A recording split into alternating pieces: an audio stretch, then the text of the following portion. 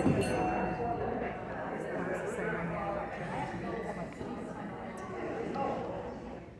so it's my great honor to introduce the next person.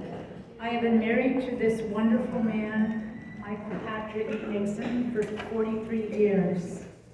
He never ceases to amaze me. He always has a humorous outlook no matter what he is going through. Mike has the ability to change a serious, pensive situation into a comical one, giving everyone who hears him a sense of joy. Mike has had one of the most traumatic childhoods imaginable, and he has been able to pull through all of it into the amazing man of God that he is. His life speaks for itself, as he has been an inspiration to our children, grandchildren, and the people that know him. He was ordained a deacon in 2009. And since then, Mike has been uplifting the parishioners at Blessed Sacrament with his dynamic homilies. Mike loves to read, and this is where he gets much of his inspiration for homilies, although he also draws on his own life experience for his talks. Mike has a calling to the Sacred Heart Enthronements and prison ministry. So I am very blessed to introduce to you today my beloved husband, Deacon Michael Patrick Nixon.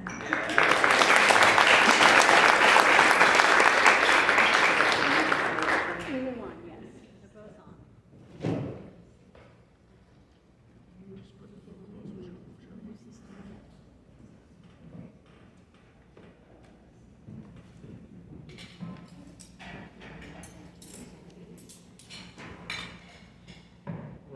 Thank you for having me here. Everybody can hear me okay?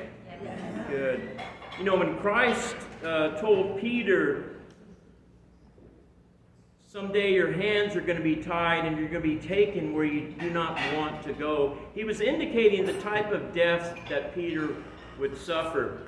But also in our life, sometimes our hands are bound, not literally, but we are bound and we are taken where we do not want to go. So how do we deal with adversity? How do we deal with tragedy? How do we deal with oppression? So in his letter to the Romans, St. Paul said that, and we know that all things work together for the good of those who love God, to those who are called to his purpose. So Christians, as Christians, we should probably be the most optimistic people in the world. Because all that we experience, good or bad, suffering, work for the good of those who love God and those who are called to his purpose. You know, tomorrow we celebrate Divine Mercy Sunday. And Jesus gave us the prayer, Jesus, I trust in you. And I've often wondered, you know, why didn't he say, Jesus, for us to pray, Jesus, I have faith in you, or Jesus, I love you. But he said, Jesus, I trust in you is the prayer that he gave us. So, but my understanding of faith and trust is faith is in things that are unseen. One time I was on an airplane and I had Sean, actually was a little baby. He was having ear issues. We're on the way to India and he was screaming. And this man came up to me and he says, I'm a physician. If you give him a little tiny bit of this pill, that'll help him sleep. And I said, oh, no, thank you. If I would have taken him up on that, that would have been faith. Because I had no reason to trust him. I did not know his credentials. And it didn't bother him that I didn't trust him. But if I went to our regular family doctor, who we've known for years, and he's done so many wonderful things for us, he's always been there, but then I start questioning everything he's doing, looking at his credential on the wall. That would show I did not trust him, and that would hurt him. So trust indicates a pre-existing relationship with the object of our trust. Trust indicates a relationship. We know their track record. We know what they have done for us. So we trust in Jesus because we have a relationship with him. Trust is one of the best ways that we can show our love. You know, sometimes we forget that Jesus is a divine person, but he has a human nature. Two natures, human and divine, one divine person. And Jesus has a sacred human heart, a perfect human heart. And the more the heart loves, the more the heart is broken when that love is not reciprocated. So Jesus has all the virtues and emotions of the perfect human heart, because no one is loved more than Jesus. And so when we don't trust him, it actually hurts his heart. Trust is one of the best ways we can show his love. A very holy priest, Father Paul, in Belgium, he died in the late 1800s. He was like another Padre Pio. He didn't have the stigmata, but he's a very incredible man. But he said that an act of love for God in suffering, he says, it gives astonishment to the angels. He said an act of love for God in suffering will shine for all eternity. He says, happy are those who make an act of love for God when they're suffering. But without a personal relationship with Jesus, it's more difficult to trust him.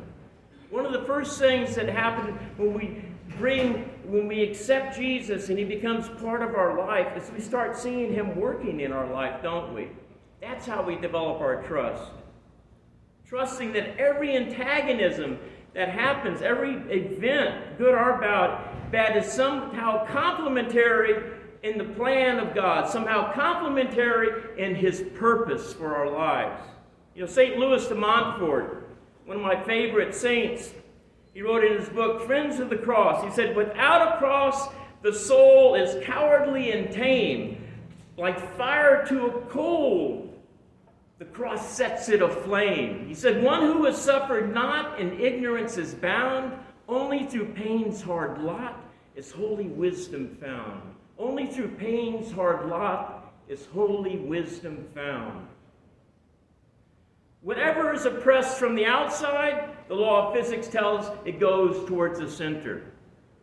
So when we are oppressed in life by the life situation, by sorrow, tragedy, the natural reaction is to go within. The natural reaction is to go within and recollect ourselves, to pray. So as Christians, we feel that we are, as St. Paul, called to his purpose. And sometimes that purpose takes us to where we do not want to go. But what if that purpose involves tragedy?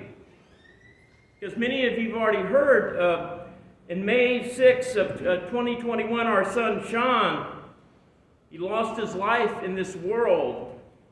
He's while engaged in his dangerous work as a tree trimmer. And I'll try to relate some of the ways in which God has blessed us during this most tragic time. The most tragic thing that's ever happened to our family. I was at work when I received a call from one of the guys he worked with, and I knew just from the man's tone that something was very serious. So I jumped in the car, and I have first-class relics that I always have with me. And I had a relic of St. Francis of Paola. He was lived in the 1400s in Italy. He had actually brought people back to life who had been crushed by falling trees. And so on the way to the hospital, I'm holding this relic, and I prayed like I've never prayed before. I got to the hospital, and they couldn't release any information to me on his condition because he didn't have his wallet on him. His wallet was in the truck. And so they put me in a room by myself. I was the first one in the family to arrive. And I was so emotionally upset that I was standing there holding the relic and I was just shaking. I thought I was going to faint. And then suddenly, as I was praying, this profound peace descended upon me. It was a peace that the world cannot give. Jesus had calmed the storm that was raging within me. And as the psalm says, they cried to the Lord in their distress, and from the straits he rescued them. He hushed the storm into a gentle breeze, and the billows of the sea were still. So this calmness came over me at that moment. And also at the same time, standing there alone in that hospital room, I felt Sean was with me. And I knew at that moment that he had passed. And so when the family started coming, this peacefulness was there with me. And I was able to, through God's grace, I was able to take my role as the father of the family and inform people and talk to them that Sean had probably already passed, and I felt his presence and this great peacefulness, and we prayed. And so when the doctor finally came in the room, it took hours. He finally came in the room to inform us of Sean's death. We were already aware. Only the Nixons can find humor in every situation. And we had a dear friend of ours that was in the emergency room with us. He showed up. And the doctor said, "Do you want me to call it?" When the doctor said that, I said, I know his body's there, but he's not there. And the doctor said, "I believe that also." He said, "Do you want me to call a chaplain?" And our friend was sitting there, and he points to Mike, he goes, "He's a priest. He's a deacon." And then he points to Jean, "And she's at the church 24 hours a day." But he symbolized what people were going to feel. So I think a lot of the miracles that we have are not just for our family, but for everyone. Because, we always, are shocked when things happen, bad things happen to people. So I think immediately we were joking about that. We were having to console him, So we'll share some of these graces, and hopefully they'll encourage you in your faith, because despite our deep sorrow that we feel, we've been strengthened in our faith. Our families received great consolation, first of all, from the church, from everyone who's helped us, and they felt sorrow in our sorrow. Truly as a church, we're a great mystical body. We feel what the others feel. Their pain becomes our pain. Pope John Paul said that suffering is present in the world in order to release love, in order to give birth to works of love towards neighbor, in order to transform the whole of human civilization into a civilization of love. Amazing. In order to transform the whole of human civilization into a civilization of love. So the teachings of the church also have been a great source of consolation for us. First of all, our faith teaches that Jesus is the Lord of our lives. And as St. Augustine said, that all that happens to us in this world against our will happens to us only by the will of God.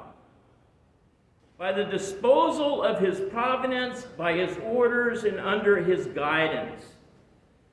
So having this understanding of divine providence and how it works, that helps. Understanding the will of God helps with counteracting the thoughts that come into your head, the thoughts that come into my head to torture us.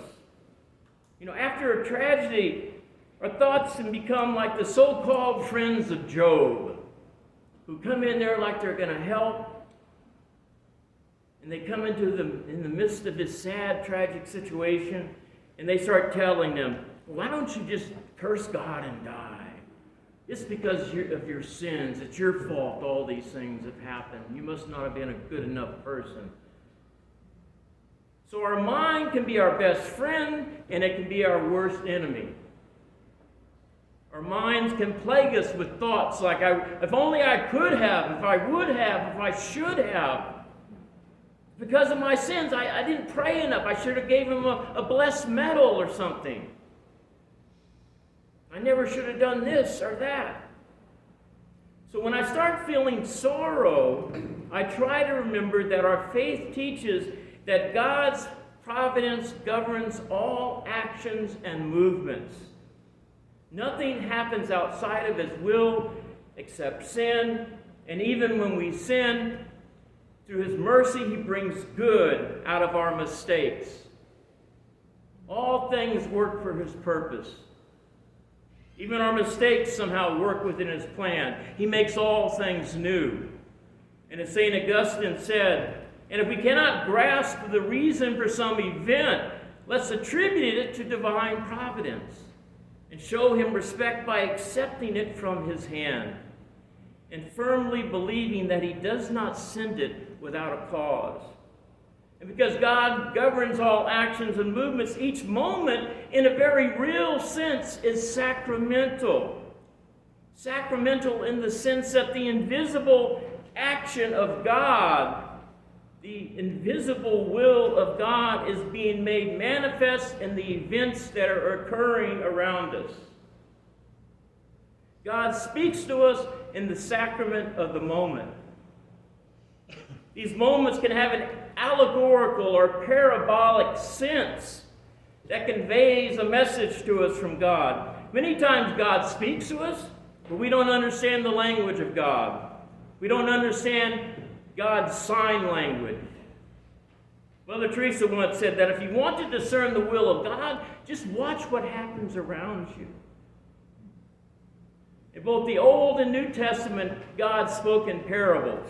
He said, I will speak to them in parables. I will open my mouth to them in parables and reveal to them things that have been hidden since the dawn of creation. So it can be said that God speaks in a parabolic language. So God speaks to us through the events that occur in our life, and these events could have parabolic meaning. I learned this very early in my conversion. I didn't know what I wanted to be when I grew up. I'm an acupuncturist, but somehow I got in my head I could be a truck driver. And I thought about it, whether I should go to truck driving school. I said, well, I have no sense of direction, and I'm really uncomfortable around big machinery, but I can do all things through Christ who strengthens me.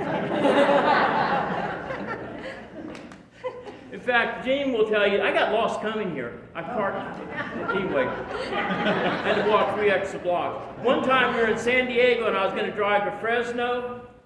I didn't realize I was going the wrong direction until I stopped at the Tijuana border. That's true, right? I called Gene Tijuana border. I'm going to be about an hour late, you know. So I prayed, Lord, give me a sign. And then that night I went to visit somebody and I walked in, and there was a sitcom on television, and the character was pretending he wanted to be a truck driver to please other people.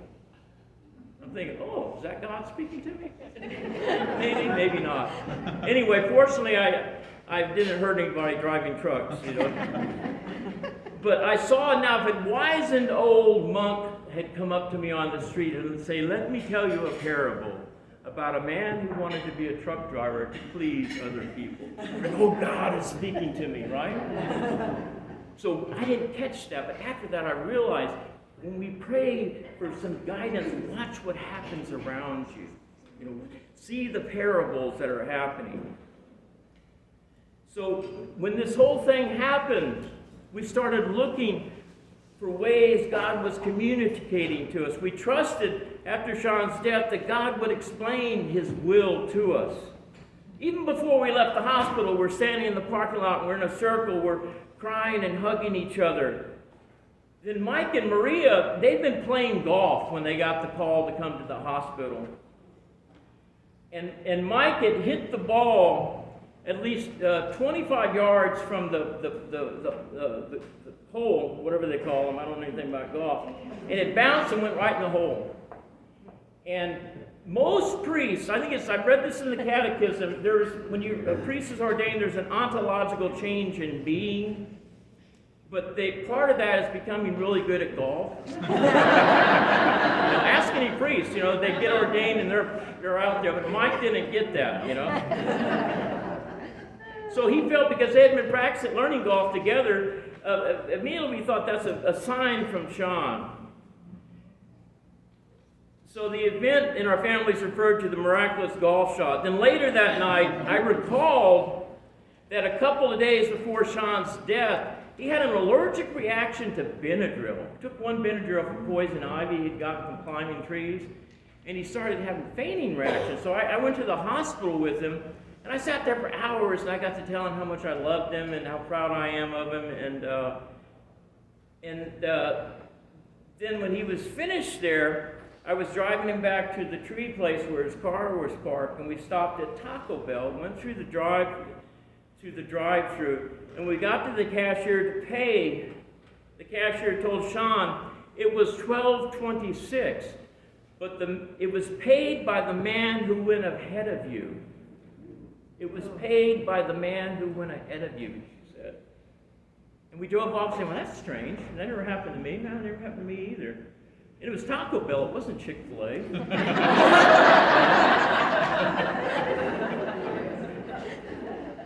So we believe, I thought about that immediately afterwards, that symbolized what God had done with Sean. His debt was paid by the man who went ahead of him, and we know who that man is. That man is Jesus. So what I ended up doing is we found out from the 911 call that Sean died at 12:26. Yeah. And then the next day, Gene and Mike remembered something that occurred when Sean was 7 years old. See, the reason I'm telling you this is by understanding this, I know there's no woulda, coulda, shoulda.